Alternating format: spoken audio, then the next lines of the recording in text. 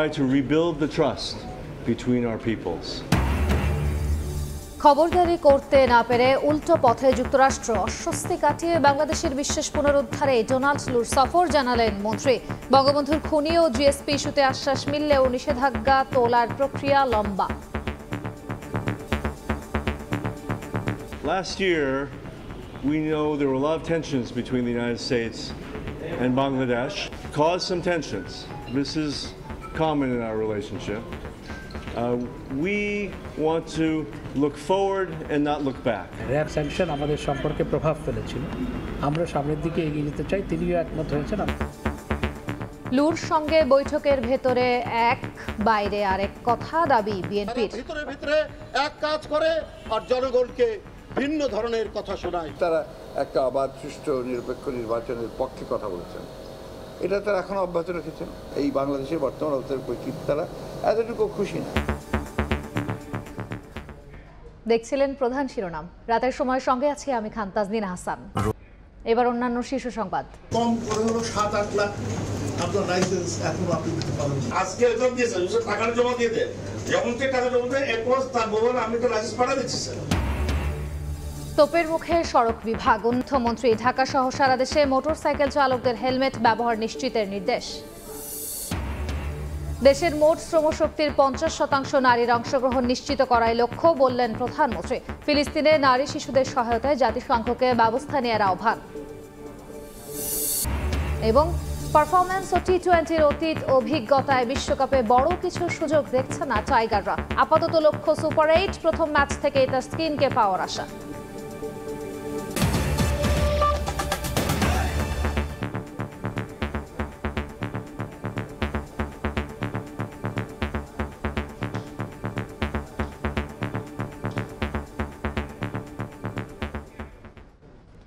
বাংলাদেশের জাতীয় নির্বাচন ঘিরে নিতে চেয়েছিলেন খবরদারির ভূমিকা, সেখানে সফল না হয়ে এখন উল্টো সুর যুক্তরাষ্ট্রের। নির্বাচনের আগে সম্পর্কে টানাপোড়েন স্বাভাবিক হয়েছে দাবি করে ডোনাল্ড লু বলছেন, দুই দেশের জনগণের মধ্যে সম্পর্ক জোরদার করাই সফরের লক্ষ্য। পররাষ্ট্রমন্ত্রী জানান, সম্পর্ক এগিয়ে নিতে আগ্রহী বাংলাদেশও। বঙ্গবন্ধুর খুনিকে ফেরত দেয়া এবং জিএসপি সুবিধা মেলার আশ্বাস মিললেও র‍্যাবের নিষেধাজ্ঞা তোলার প্রক্রিয়া লম্বা। নির্বাচনের আগে বছরব্যাপী প্রায় 16 জন মার্কিন কর্মকর্তা সফর করেছেন বাংলাদেশে। নির্বাচন, গণতন্ত্র ও মানবাধিকার নিয়ে মন্তব্য করায় বাংলাদেশের সঙ্গে সম্পর্কে টানাপোড়েন ছিল স্পষ্ট। নির্বাচনের পর প্রথম কোনো মার্কিন কর্মকর্তা হিসেবে সফর করলেন দেশটির সহকারী পররাষ্ট্রমন্ত্রী ডোনাল্ড লু, যেখানে দূরত্ব ঘোচানোই মূল লক্ষ্য যুক্তরাষ্ট্রের।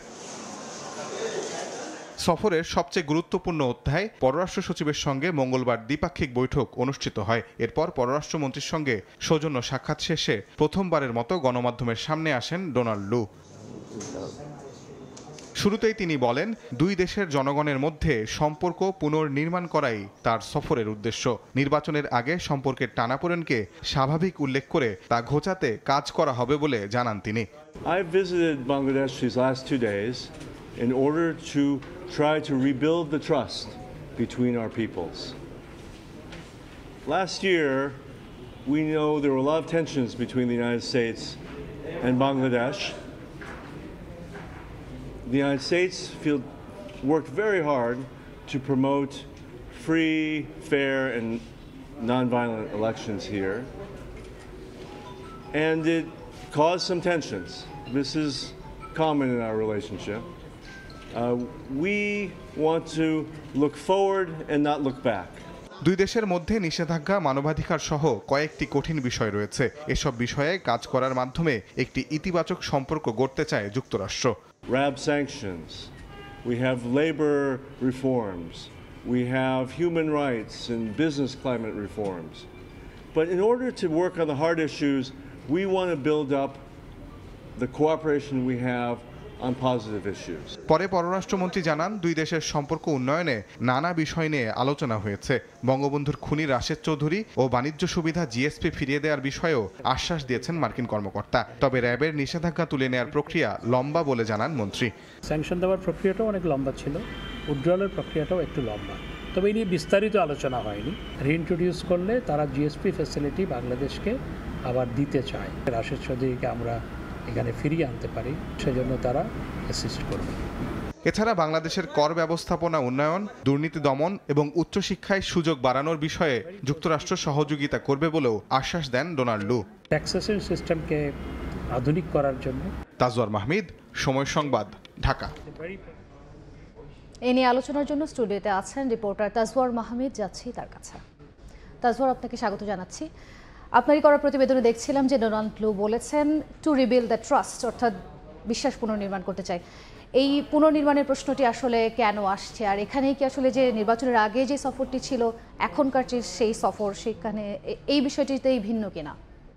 নিঃসন্দেহে, কারণ নির্বাচনের আগে গত বছর 16 জন মার্কিন কর্মকর্তা বাংলাদেশে সফর করেছেন এবং তারা প্রত্যেকেই সফর করে কিন্তু মূলত রাজনৈতিক অ্যাঙ্গেলটা তাদের ছিল সফরের, অর্থাৎ বিভিন্ন রাজনৈতিক দলের সঙ্গে সাক্ষাৎ করেছেন, বিশেষ করে বিএনপির সঙ্গে কিন্তু দফায় দফায় বৈঠক হয়েছে মার্কিন যুক্তরাষ্ট্রের কর্মকর্তাদের, এবং সরকারি পর্যায়ে নানা মন্ত্রী এবং প্রতিমন্ত্রীর সঙ্গে তাদের সফর হয়েছে এবং বরাবরই তারা বলেছিলেন নির্বাচন, গণতন্ত্র, মানবাধিকার এইসব নিয়ে কিন্তু তাদেরকে বক্তব্য দিতে দেখা গিয়েছিল। যে কারণে কিন্তু ডোনাল্ড লু আজকেও তার সফরের যে প্রেস ব্রিফিং, সেখানে কিন্তু তিনি বলেছেন যে কিছুটা অস্বস্তি তৈরি হয়েছিল এই গত নির্বাচনের আগের যে প্রক্রিয়া, কারণ সেখানে তিনি এটাও স্পষ্ট করেছেন যে নির্বাচনকে সুষ্ঠু করতে, সুষ্ঠু, অংশগ্রহণমূলক এবং সহিংসতা মুক্ত করতে কিন্তু তারা অনেক চেষ্টা করেছেন, এমনও কিন্তু বলেছেন, যেটা কিন্তু একটি অস্বাভাবিক বক্তব্য।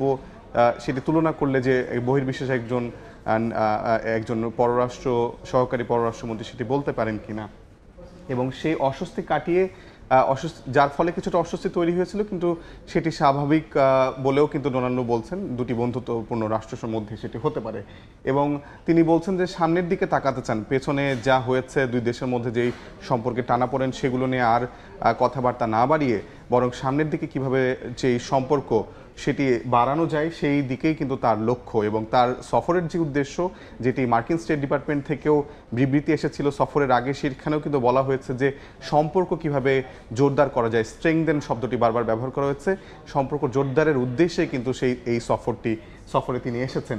এবং জলবায়ু ক্ষেত্রে তিনি আজকে বন ও পরিবেশ মন্ত্রীর সঙ্গেও সাক্ষাৎ করেছেন, সেখানে জলবায়ু বিষয়ে যে জলবায়ু যে পরিবর্তন হচ্ছে বিশ্বব্যাপী, সেখানে যে বাংলাদেশ একটি ঝুঁকিপূর্ণ রাষ্ট্র, সেখানে যুক্তরাষ্ট্রের বিনিয়োগ এবং সেই বিনিয়োগের একটা ফল যুক্তরাষ্ট্র দেখতে চায়, সেটাও কিন্তু বন পরিবেশ মন্ত্রীর সঙ্গে আলোচনা হয়েছে। বিভিন্ন জলবায়ু কর্মীর সঙ্গেও তার আলোচনা হয়েছে এই সফরে, এবং দুর্নীতি দমন সহ কর পরিশোধের যে প্রক্রিয়া আছে, যে পরিশোধ ব্যবস্থা আছে, সেই ব্যবস্থা উন্নতি করতে বাংলাদেশকে সহযোগিতা করতে চায়। পাশাপাশি বাংলাদেশ থেকে যে উচ্চশিক্ষার জন্য শিক্ষার্থী নেয়ার বিষয়েও কিন্তু যুক্তরাষ্ট্র সহযোগিতা করতে চায় বলে কিন্তু যুক্তরাষ্ট্র বাংলাদেশকে সহযোগিতা করতে চায়, ঠিক আছে। কিন্তু এখন আপনি যদি তাহলে বলেন যে পররাষ্ট্রমন্ত্রী লুর কাছে কোনো প্রস্তাব রেখেছে কিনা? নিঃসন্দেহে আজকে যেই সফর, ডোনাল্ড লুর এবারে যে সফর এবং পররাষ্ট্রমন্ত্রীর সঙ্গে যেই বৈঠক, সৌজন্য সাক্ষাৎ এবং পররাষ্ট্র সচিবের সঙ্গে যে দ্বিপাক্ষিক বৈঠক, সেখানে বাংলাদেশকে আগের তুলনায় অনেক বেশি এক ধরনের আগ্রাসী বা অ্যাগ্রেসিভ হতে দেখা গেছে, কারণ এখানে কিন্তু মূলত প্রস্তাব বাংলাদেশ দিয়েছে। এর আগে যেই দফায় দফা যেই কথাগুলো হতো, আলোচনাগুলো হতো, সেখানে কিন্তু অনেক ধরনের নেগোসিয়েশনের জায়গা ছিল, দর কষাকষির জায়গা ছিল। আজকের যেই বৈঠক বা সৌজন্য সাক্ষাৎ, সেখানে বাংলাদেশ বেশ কয়েকটি প্রস্তাব দিয়েছে যুক্তরাষ্ট্রকে, বিশেষ করে বিনিয়োগ বাড়ানোর আহ্বান জানিয়েছে। বাংলাদেশে যে বেশ কয়েকটি অঞ্চল রয়েছে, শিল্প অঞ্চল, সেই শিল্প অঞ্চলগুলোতে যুক্তরাষ্ট্রের বিনিয়োগকারীরা যেন বিনিয়োগ আরও বাড়ায় সেই আহ্বান জানিয়েছেন পররাষ্ট্রমন্ত্রী। পাশাপাশি বঙ্গবন্ধুর খুনি রাশেদ চৌধুরী, যিনি দীর্ঘদিন ধরে যুক্তরাষ্ট্রে পলাতক আছে, তাকে ফেরাতে আহ্বান জানানো হয়েছে, এবং সেটি যদিও জাস্টিস ডিপার্টমেন্টে আছে, অর্থাৎ বিচার বিভাগে আছে যুক্তরাষ্ট্রে, তবুও যুক্তরাষ্ট্র সরকার সহযোগিতা করবে বাংলাদেশকে তাকে ফেরানোর জন্য, সেই আশ্বাস দেওয়া হয়েছে। পাশাপাশি শুল্কমুক্ত সুবিধা, যেটি আসলে বিশ্বব্যাপী যুক্তরাষ্ট্র এখন এটি উইথড্র করে নিয়েছে, সেটি যদি রিইনস্টল করা হয়, আবারও সেই পদ্ধতিটা যদি যুক্তরাষ্ট্র চালু করে, সেখানেও বাংলাদেশকে জিএসপি সুবিধাটি বাণিজ্যের ক্ষেত্রে দেওয়া হবে বলে আশ্বাস দেওয়া হয়েছে। পাশাপাশি র্যাবের ওপর নিষেধাজ্ঞা যেহেতু 2021 সালের ডিসেম্বরে এসেছিল, তারপর থেকে কিন্তু মূলত দুই দেশের সম্পর্ক আস্তে আস্তে খারাপ হতে শুরু করে। তো র্যাবের নিষেধাজ্ঞা ওঠানোর বিষয়টিও পররাষ্ট্রমন্ত্রী তুলেছেন, তবে এই নিষেধাজ্ঞা আসার আগেও প্রক্রিয়াটি দীর্ঘ ছিল এবং তুলে নেওয়ার প্রক্রিয়াটিও দীর্ঘ, এমনটি কিন্তু যুক্তরাষ্ট্রের পক্ষ থেকে বলা হয়েছে। এবং ভিসা নীতি, যেটি গত বছর মে মাসে দেওয়া হয়েছিল, এক বছর পূর্ণ হতে যাচ্ছে, সেটিকে এখন নির্বাচন পরবর্তী পর্যায়ে একেবারে গুরুত্বহীন বলে মনে করছেন। এদিকে বিএনপি বলছে যে ডোনাল্ড লুর সফর নিয়ে আওয়ামী লীগ ভেতরে এক বাইরে আর এক, এ নিয়ে একটি প্রতিবেদন আছে, আমরা দেখে আসি সেটি। ফের আন্দোলনের তোড়জোড় বিএনপিতে। মিত্রদের ঐক্যবদ্ধ করতে প্রতিদিনই হচ্ছে সমমনা দলগুলোর সঙ্গে বৈঠক। বুধবারও কয়েকটি দলের সঙ্গে বৈঠক করেছে বিএনপির লিয়াজু কমিটি। পরে ডোনাল্ড লুর ঢাকা সফর নিয়ে জানতে চাইলে বিএনপির মহাসচিব বলেন, সুষ্ঠু নির্বাচন ও মানবাধিকার বিষয়ে অবস্থান বদলায়নি যুক্তরাষ্ট্র। ক্ষমতায় টিকে থাকতে সরকার অপকৌশলের আশ্রয় নিচ্ছে বলেও মন্তব্য করেন তিনি। তারা একটা অবাধ, সুষ্ঠু, নিরপেক্ষ নির্বাচনের পক্ষে কথা বলেছেন।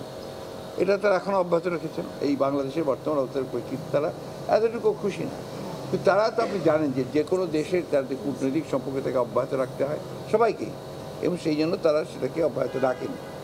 ডেভেলপমেন্টের কাছ থেকে এমনকি সামরিক শাসকদের সঙ্গেও তাদেরকে সেই সম্পর্ক রাখতে হয়। তারা তাদের দেশের প্রয়োজনে যেটা উপকারী মনে করছেন সেটা করছেন, কিন্তু তা কিন্তু বাংলাদেশের জনগণের বিরুদ্ধে গিয়ে করছেন না। এর আগে সকালে জাতীয় প্রেস ক্লাবে এক আলোচনা সভায় বিএনপির স্থায়ী কমিটির সদস্য নজরুল ইসলাম খান বলেন, ক্ষমতা হারানোর ভয়ে সরকার। আর রাজধানীর বিজয়নগর এলাকায় উপজেলা ভোট বর্জনের লিফলেট বিতরণ শেষে রুহুল কবির রিজভী বলেন, আওয়ামী লীগের মন্ত্রী উপদেষ্টারা বৈঠকে হাত পা ধরছে মার্কিন সহকারী পররাষ্ট্রমন্ত্রী ডোনাল্ড লুয়ের। বাইরে এসে ভিন্ন কথা বলে জনগণকে বিভ্রান্ত করছে। আজকে ডোনাল্ড লুর কাছে হাত পা ধরা, তাকে অনুরোধ বিরোধ করছে এই সরকারের লোকজন। ওরা মুখে এক কথা বলে আর জনগণকে আরেক কথা শোনায়। তারা ভিতরে ভিতরে এক কাজ করে আর জনগণকে ভিন্ন ধরনের কথা শোনায়। যারা এইভাবে দেশটাকে সর্বনাশের মুখে ঠেলে দিচ্ছে, তাদের হাত থেকে দেশটাকে মুক্ত করা। শুধু ভারত নয়, যে দেশ বাংলাদেশের গণতন্ত্রের বিরুদ্ধে অবস্থান নেবে তাদেরই বিরোধিতা করা হবে বলে জানান বিএনপি নেতারা। আফজাল হোসেন, সময় সংবাদ, ঢাকা। তাজওয়ার, আপনার সঙ্গে যে আলোচনা এতক্ষণ হলো তা থেকে স্পষ্ট যে সরকারের সঙ্গে যুক্তরাষ্ট্রের সম্পর্ক এখন ভালো হচ্ছে, তাহলে কি আসলে বিএনপির সঙ্গে দূরত্ব বাড়ছে কিনা? যদি একটু পেছনে ফিরে তাকায় তাহলে গত বছর যে 16 জন মার্কিন কর্মকর্তা বাংলাদেশে সফর করেছেন তারা কিন্তু বেশিরভাগই, সবাই না হলেও বেশিরভাগই বিএনপির সঙ্গে এক ধরনের যোগাযোগ রেখেছিলেন এবং বিএনপিকে আশ্বাস দিয়েছেন যে যাতে করে তারা এক ধরনের গণতন্ত্র এবং মানবাধিকার পুনরুদ্ধারে যুক্তরাষ্ট্র এক ধরনের ভূমিকা রাখবে। এবং সেটাও কিন্তু বারবার তাদের নিজেদের যে বিবৃতি, অর্থাৎ যুক্তরাষ্ট্রের দূতাবাস থেকে যে বিবৃতি, সেই বিবৃতি থেকেও কিন্তু বারবার উঠে আসছিল যে ডেমোক্রেসি, হিউম্যান রাইটস এসব নিয়ে আসলে বিএনপি নেতাদের সঙ্গে কথা হচ্ছে। তবে এবার যেটি দেখা যাচ্ছে যে ডোনাল্ডুর সফরের দুদিন আগে থেকে কিন্তু বিএনপি নেতারা নানা ধরনের বক্তব্য দিচ্ছেন। বিশেষ করে তাদের বক্তব্যে যেমনটি মির্জা ফখরুল, দলটির মহাসচিব, বলেছেন যে বিদেশি শক্তির ওপর ভর করা যাবে না। অর্থাৎ এখান থেকে কি এক ধরনের বার্তা আমরা পেতেও পারি যে বিএনপির সঙ্গে যুক্তরাষ্ট্রের দূরত্ব তৈরি হয়েছে এক ধরনের, অথবা যুক্তরাষ্ট্রের ওপর আর ভরসা করতে পারছে না বিএনপি। কারণ এবং বলছে যে অভ্যন্তরীণ রাজনীতির যেই পরিবর্তন সেটি আসলে জনগণের হাত দিয়ে আসবে, এমনটি কিন্তু বিএনপির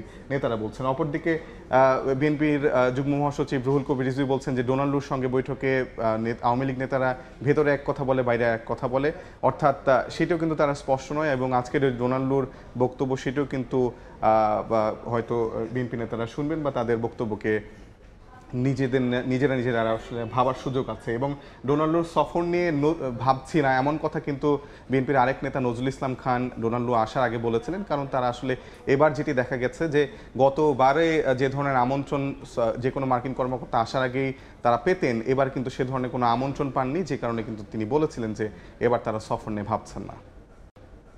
তাজওয়ার, আপনাকে অনেক ধন্যবাদ। প্রথম বৈঠকে অংশীজনদের তোপের মুখে সড়ক বিভাগ। উন্নয়নের পরও সড়কে এত যানজট, দুর্ঘটনা কেন, ক্ষোভ জানিয়েছেন মন্ত্রী। এ সময় লাইসেন্স জট, সড়কের গতি, ফিটনেসবিহীন গাড়ি নিয়ে খোঁড়া যুক্তি দিতে গিয়ে বারবার বাধার মুখে পড়েন সচিব। সড়কে শৃঙ্খলা ফেরানো সহ ঢাকার পাশাপাশি সারা দেশে আজ থেকেই মোটরসাইকেল চালকদের হেলমেট ব্যবহারের নিশ্চিতের নির্দেশ দেন মন্ত্রী। প্রায় 4 সপ্তাহ বাদে বনানী বিআরটি ভবনে বাংলাদেশ সড়ক পরিবহন কর্তৃপক্ষের উপদেষ্টা পরিষদের বৈঠক। প্রথম বৈঠকের শুরুতেই সড়ক পরিবহন ও সেতু মন্ত্রী নিজ দপ্তরের কাছে জানতে চান এত পুরাতন গাড়ি কিভাবে চলে সড়কে। যে গাড়ি অ্যাক্সিডেন্ট করেছে তার বয়স 43 বছর, সেটা আপনাদের নজরে পড়েন। এত রাস্তা হওয়ার পরও শৃঙ্খলা আসে না কেন?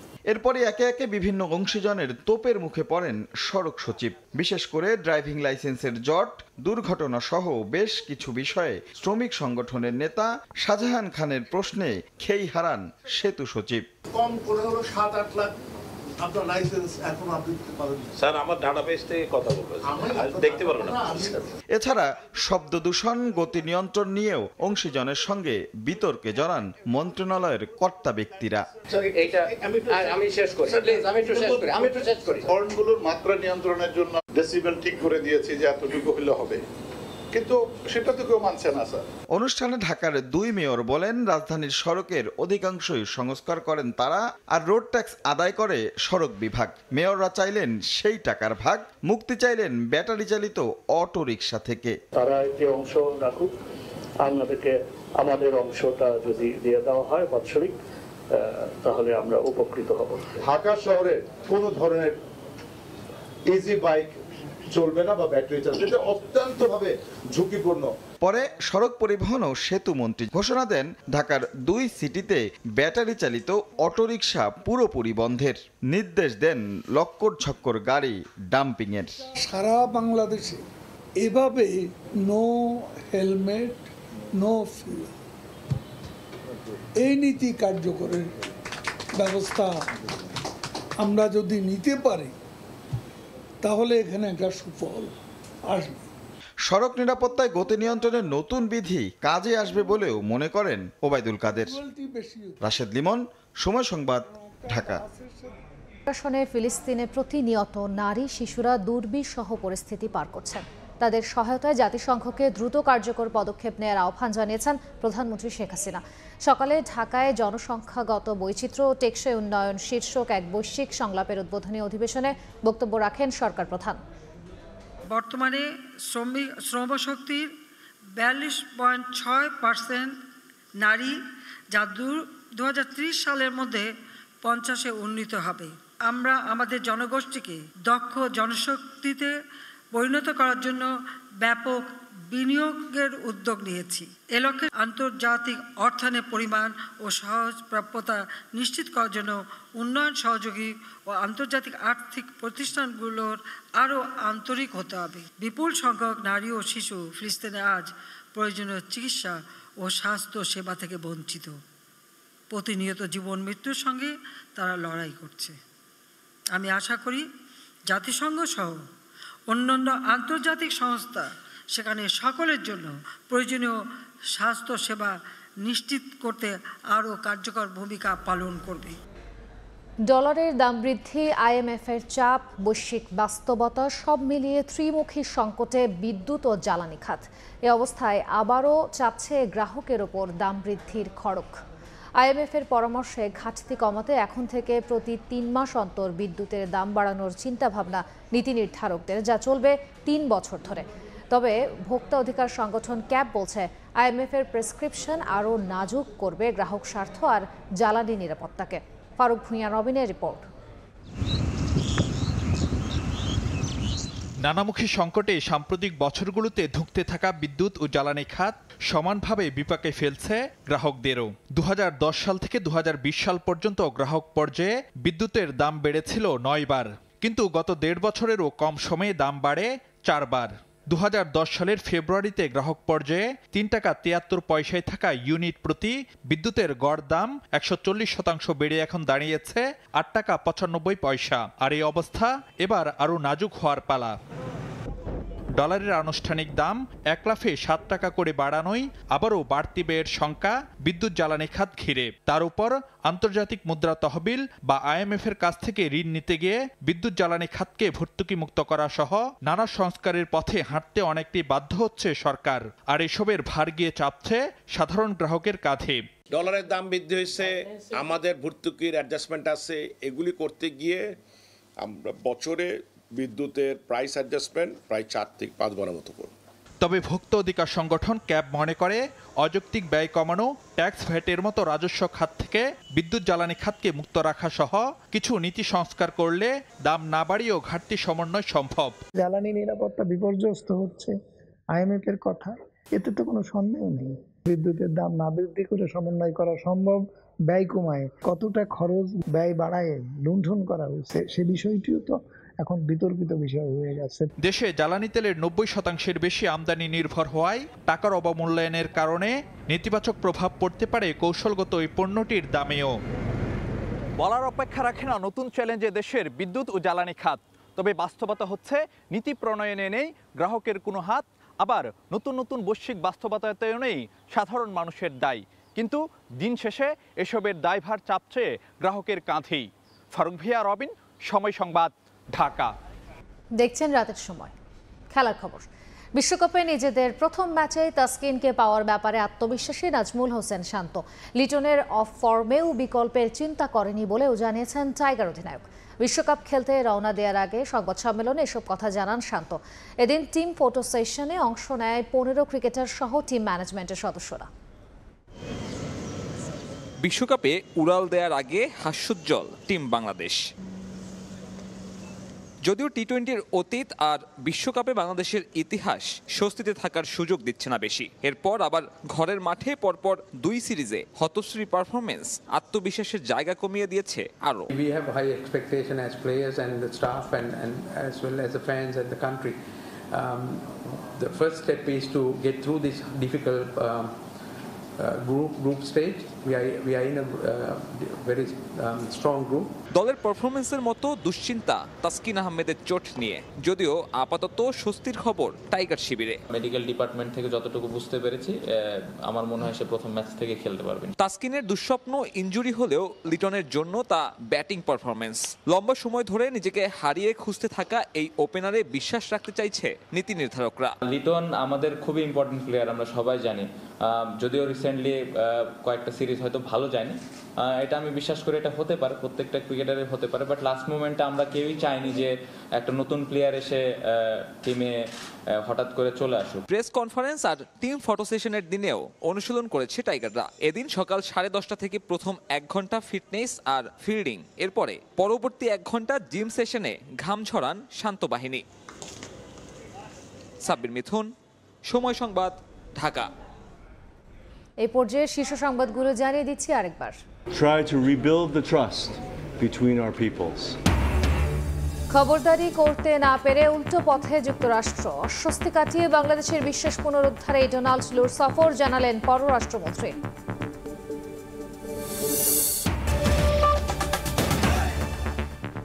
এই ছিল রাতের সময়। এরপর দেখবেন সম্পাদকীয়। সঙ্গে থাকুন সময়।